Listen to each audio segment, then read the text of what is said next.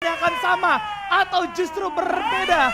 Yes, ke-12 tim sudah ready, ke-12 tim sudah bersiap untuk masuk menuju map kedua di malam hari ini untuk hari terakhir penentuan siapa yang akan menjadi juara liga kali ini. Langsung saja kita meluncur menuju Purgatory. Para 12 tim yang bermain yang ada di stadium. Oke, ini dia garis pesawatnya. Oke, sini masih mendominasi teman-teman Poco ya. Kalau misalkan mau turun ke area crossroad atau di area mode house ya. Tapi kalau kita berkaca, apakah di area mode house akan adanya pergesekan antara kedua tim, teman-teman Dewa United dan juga teman-teman dari EVOS Divine.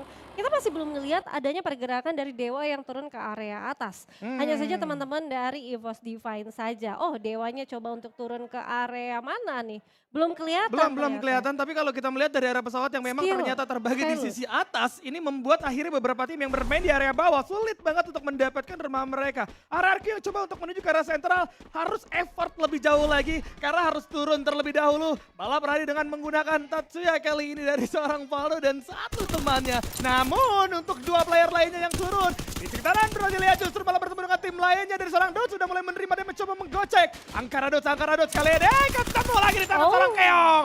Dotnya terjatuh dan langsung dikadarkan begitu saja oleh seorang Keong kali ini. Hati-hati ya, ini rumahnya anak-anak BTR. Jadi anak-anak RRQ kalau mau transit coba recheck kembali. Dan untungnya teman-teman RRQ masih coba untuk bisa bermain di area sentral. Sedangkan Poker Legend yang baru aja buyah. Misalkan satu playernya saja Love You. Apakah menjadi Love You tuh kepada teman-teman dari Dewa? Atau juga teman-teman dari Garuda? Karena gue lihatnya Love You harusnya cabut begitu aja. Tidak mempunyai apapun. Hanya berbekal phase 2 aja. Betul. Kalau boleh jujur itu sih kaget ya Bun. Bagaimana ternyata Volker ditabrakinnya juga sama Dewa di sana yang turun di skillot. Kemudian ada Garuda Wisnu Hellcard juga yang membuat mereka pun akhirnya cukup ketar-ketir. Lihat. Sudah akan ada pertempuran juga yang akan dimulai kali ini di sisi luar. Virus coba untuk menghadapi satu player dari arah Garuda Wisnu untuk bertempur jarak dekat. Namun ternyata di antara keduanya juga masih coba untuk menahan diri mengingat 3 player lainnya juga masih bersiap untuk memberikan bola bantuan. Namun Virus kali ini cukup susah untuk bertahan melawan 2 orang. Terkena drop battle, 1 headshot yang mengerikan. Leon harus tumbang bahkan 2 player harus menghilang begitu saja. It's gonna be triple kill. Tidak jadi ternyata Virus. Tetap harus terjatuh namun follow up seharusnya bisa dilakukan oleh kawan-kawan Dewa kali ini yang bersiap untuk datang memberikan serangan kejutan. Ada Mr. 17, 1 jump shot menghilang 1.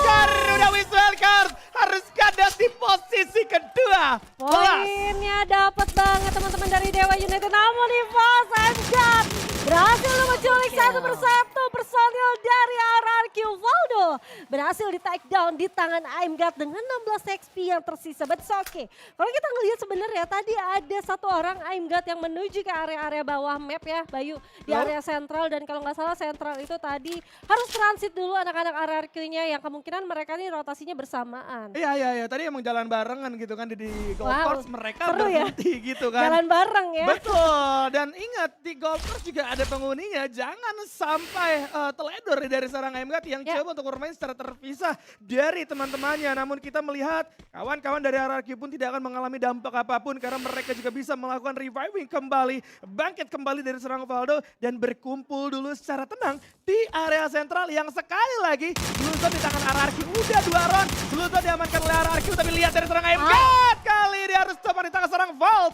karena menghadapi 2 player dari MBR kanan kiri membuat dirinya pun tidak bisa bertahan lebih lama lagi. Apalagi cuma phase 2 ya, mau berbicara apa, tembakan benar-benar masuk dari 2 arah dan harusnya nggak akan bisa selamat lagi karena tidak ada backupan yang cukup baik juga terhadap satu player dari teman-teman EVOS Divine. Dan kalau kita ngelihat sebenarnya EVOS Divine bakal coba untuk harusnya regroup ke area map atas walaupun tadi dia sudah membagi 2-2 posisi antara Purgatory yaitu map atas dan juga map bawah. Tapi ternyata tidak efisien nih kalau kita ngelihat dari segi poin eliminasi yang didapatkan oleh 2 player EVOS Divine di map bawah. Mereka benar-benar mendapatkan 1 poin dan harus knock. 1 poin knock yang artinya udah mereka udah cukup sampai situ aja. Mereka harus berkumpul lagi di satu titik bersama-sama. Dan kita juga bakal melihat ini dia teman-teman dari Dewa United yang bergerakannya harusnya menuju ke map mana nih? Harusnya ke arah tengah ya, karena dia ke arah 4G.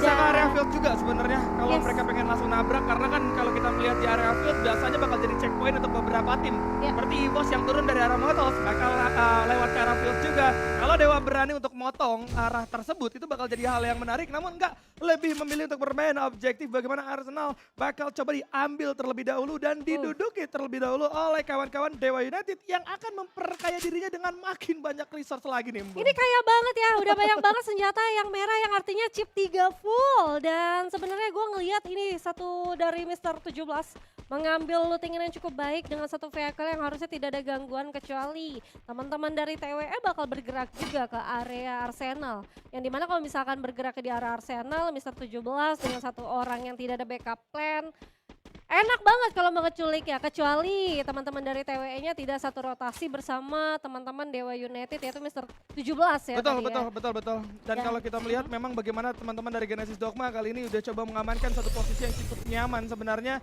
Mereka itu tidak ada di field kanan yang memang cenderung lebih ramai. Field kiri itu cenderung lebih sepi dan memiliki komponen yang memang cukup sedikit. Tapi kalau kita berbicara vending machine itu akan mudah digapai jika kalian bermain di field kiri yang memang turunnya tuh dari crossroad. Cuman kalau kita berbicara tim-tim lain, ada beberapa tim juga yang sedang melakukan moving seperti Morph yang terkesan sangat hati-hati berbanding terbalik dengan di map sebelumnya. Namun Sam 13 ternyata sudah mulai terbaca, coba ditembak satu player dan menghilang dari Sam 13 walaupun bisa dibangkitkan kembali secara langsung oleh Mister 17. Seenggaknya di sini Jojo dapetin 1 poin eliminasi ya, dan sayang banget ngasih lootingannya tadi Sam 13, berarti oke nggak apa-apa. 3 personil yang ada dari Dewa United itu udah kaya, tapi Sam 13 berhasil untuk melakukan reviving dan akan kembali ke mayatnya sendiri. Yang artinya 3 personil dari Dewa bakal all in menuju ke arah teman-teman dari Tiger Wong Esport. Kelihatan kali ini Jojo walaupun sudah terlihat adanya Sam 13 yang coba untuk turun ke arah bounty-nya, dan Jojo akan memberikan pressure untuk kedua kalinya. Namun kalau kita perhatikan kali ini Abu harus bergerak begitu cepat, begitu juga dengan Sam 13 belum siap untuk melakukan lootingan. Ternyata Mister 17 bakal mencoba untuk inisiasi mencari informasi, ledakan sudah diberikan, namun jump shot akan dilululantakan oleh Kochel menggunakan satu SWAT gun 6-nya. Ini gak bagus untuk Dewa United yang mana mereka baru saja mendapatkan 1 tim tapi justru harus menghilang dan kandas 3 playernya kali ini di emotin nama Kochel dong. Harus ya dong, ampun, tapi tenang. Masih ada 1 player yang seharusnya bisa memberikan napas lebih panjang lagi. Tapi pengejaran akan dilakukan oleh seorang Sensei. Dicari-cari di sekitaran Force. Manakah para player Dewa berada dan coba untuk bersembunyi. Namun Sensei tidak mendapatkan hal tersebut. Namun Arargo coba untuk melakukan rotasi tapi dipegal oleh biar legal terus terjatuh. Satu persatu bakal coba dicari banget. Dari seorang Fadanya harus terjatuh juga. Abai dan Dut coba untuk beralih langsung ke sisi kanan dan melarikan diri. Abai coba untuk menggunakan 3 kali Tatsuya Remeros untuk mundur dan masuk lagi ke area sentral. Ini benar-benar gak bagus untuk RRQ. Gak bagus. Gak bagus kalau misalkan mereka tetap gagal untuk menerobos adanya 1 posisi yang menutup jalan dari arah jembatan. Namun astaga, harus dihadang dengan tim yang berbeda. Di sisi yang berbeda kali ini Dewa United juga harus terpuaskan dia sekesebat. Ada Dots yang masih coba untuk ditembaki dari segala arah. Sakit banget sehingga membuat Dots harus tiarap dulu nih Bayu. Poseng, RRQ Kazo poseng. Dots yang kepisah, sekarang apanya juga bakal dikejar ke arah sentral. Kali ini melawan 2 anggota dari MBR. Aduh. Abai sedikit kelimpungan kali ini dapat keluar banget cuma di pop up. Abai harus kandas kali ini di tangan MBR yang ternyata menjadi pembegal handal kali ini, Mbun. Aduh, ini kuncinya tinggal di Dots saja. Tapi harusnya Dots juga terbilang tidak aman ya kalau misalkan mau ke arah finding machine di area Brasilia. Karena harusnya tembakan-tembakan pun sudah juga diganggu oleh teman-teman dari Bigatron Delta.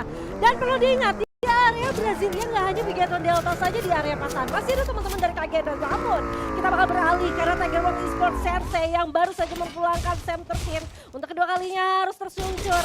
Adanya follow up yang cukup baik juga dari Mob, yang dimana Jojo masih coba untuk nge-tapping ke arah depan. Mal sudah kena beberapa damage, namun masih cukup baik untuk menghindarinya Bayu. Oke, masih berlanjut pertempuran di antara kedua tim kali ini. Morph yang mendapatkan posisi high ground akan langsung all in dengan secara cepat. Namun Sensei juga udah mulai sampai atas, bersiap dengan 1 lontarnya kali ini. Keluar demi keluar bakal coba dibuka. Hati-hati Barab jadi orang terdepan. Lemparan granat juga bakal coba diperap terlebih dahulu oleh seorang Kochel. Namun Kochel menerima bekta dari mana membuat dirinya hampir saja tumbang. Piu! Harus tumbang dengan penggunaan granat dari seorang Sensei.